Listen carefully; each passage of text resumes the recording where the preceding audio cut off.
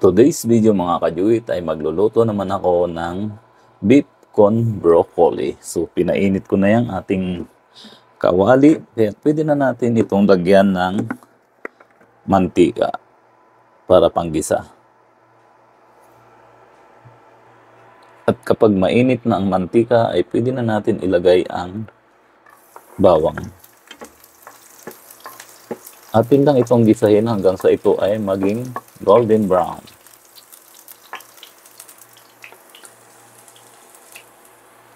At kapag golden brown na ang bawang ay pwede nang isunod ang sibuyas.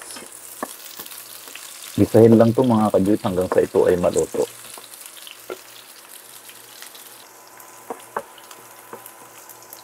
Dahil luto na ang sibuyas ay pwede na natin isunod itong beef. Bali giniling na beef to mga kajuit. Gigisahin lang ito hanggang sa ito ay maluto. Maglagay ng pamintang durog. Naglagay na rin ako ng seasoning dyan mga kajuit para mas lalong lumasa. Saka lang hahalu-haluin.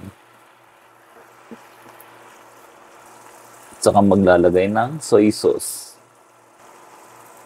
Bali tinansya ko na lang to mga kajuit na naayon sa aking panglasa. Lalagay din ako ng oyster sauce.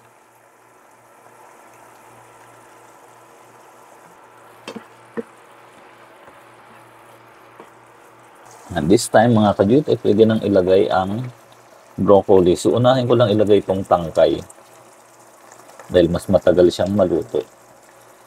Huwag niyo itatapon yung tangkay mga kajuit dahil masarap ito. Ayan, pinailalim ko lang yung tangkay saka ilalagay na itong broccoli na hinimay-himay ng katamtaman lang yung laki. Saka lang tatakpan ng 5 minuto. Maglalagay din ako ng kaunting tubig mga kajuit. Konting-kunti lang.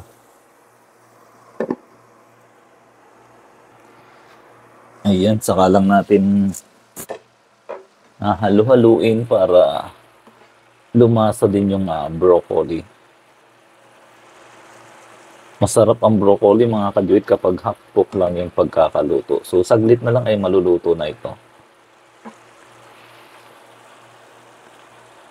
Ayan mga kajuit, luto na ang ating beef con broccoli. Yummy! Ready to serve na at handang-handa na tayong kumain.